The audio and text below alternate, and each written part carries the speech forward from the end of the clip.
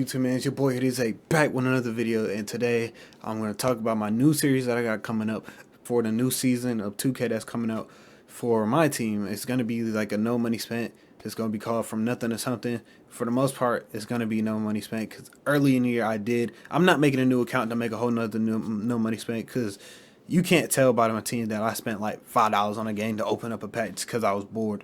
Because for the most part, let's get into the lineup. I'll show you. You can tell I did not spend money on a team. Nowhere near close. For the most part, recently, I just got a lot of these players today, if not all of them today, for the most part, or these last 2 days. I've been opening up locker codes, and I did a few challenges offline here and there. And unlike only card that I didn't do a locker code or did challenges for is Penny Hardaway. Or unless I bought those because like Jordan Poole or Kyle Korver, I'm tripping. Penny Hardaway, I do have, as you can see, I have VC in the corner, but that's from playing Park and Rec and all that stuff. So my plan is, I feel like as long as I don't buy VC, I should be able to use my VC in this series if I want to open up a pack because, it's not technically me spending money because I still work for it.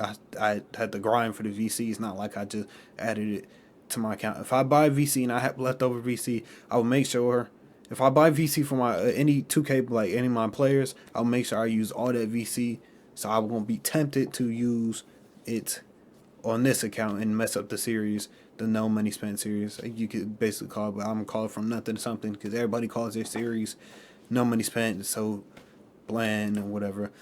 And for the most part, y'all let me know every time they drop, and down in the comment section, like y'all let me know every time they drop. Like, for example, like cards like these, for example. So I got the Michael Conley already. I did the challenges. I did the triple threat offline game. Went straight, got those 10 games out the way.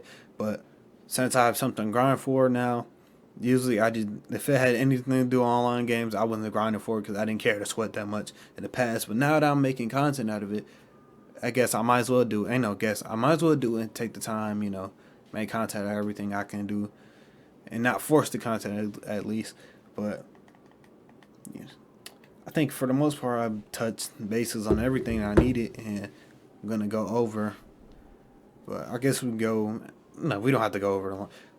For the most part, only spots. Y'all let me know what upgrades I should do. But starter lineup wise, the only spots that I'm really looking to replace are the small forward and shooting guard spots, which is Jordan Poole and Kyle Korver, because I feel like unless y'all give me a suggestion to get another ball handling big better than Joker, then it's no purpose of suggesting it. Same Penny Hardaway. If it's not another big guard, don't suggest it. Only two, and then without Jonathan Isaac, unless it's a crazy good card, don't suggest it. Don't suggest another budget beast for me to replace Jonathan Isaac with. That's just not smart. Anybody on the bench is fair game for the most part, especially that Ruby Anthony Davis. Every time I get a card, I pull like a Ruby card or anything close to it. I compare the stats. I'm like, bro, it's either Anthony Davis is a little bit better, or the other card is not worth like switching out. So I like quick sell it or I sell it or whatever. So it's not worth having on my team just to sit on the bench. So I just keep the Ruby Anthony Davis. But lineup wise, I know some people just use 10 cards. For the most part, I'm gonna use all 13 of my cards once I get like the players, like, what's the word? Once I get all 13 good players that I like to use. That's usually what I do when I play my team. I use all 13 of my cards. They all get minutes. I divide it evenly, or I divide it by whoever my best 2 cards are.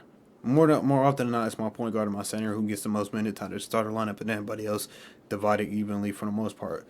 So everybody plays for the most part. Not now, but eventually down the line, everybody will play. I think the cards that don't play right now, Dale Curry, Anthony Davis, but my levels, like I said, I forget like how easy it is to level up on this game. For my levels, I basically did that in these past 2 days of me playing the game, just waiting on this new season. I was basically like level 1 from when I started this. I'm level 18 in 2 days. Next season, which was coming up in these next 2 days, I would definitely be attempting to go for what's level 40. There we go. And we're gonna see about that because I might attempt to go for level 40 on my player too, which I haven't done this year yet, because 2K was just wasn't it. So it's whatever. But now that they dropped the patch, we'll see how that goes. So if I can get people, I can get some boys online. We can play Radical Pro or whatever, 3v3 Pro and whatever needs to be done. I'm gonna attempt to try to hit level 40 on both accounts, and I'll probably do a series on my player. That'll probably be more fun or whatever, more goofy a series. And I'll have, for right now, I'm about to start creating playlists. So this all that like all my 2K stuff will be under one 2K playlist, and all my Madden stuff under one playlist. All Vanguard to be under one playlist. And I know I'm just ranting, but you know it's what you got to do. Get if you got something on your chest, get it off. Everything I do is off the top, so I don't write nothing down. I press record and I go. That's just me, but for the most part, I think I touched bases on everything I need to say of what this channel and this series will be about, and nothing else I gotta say.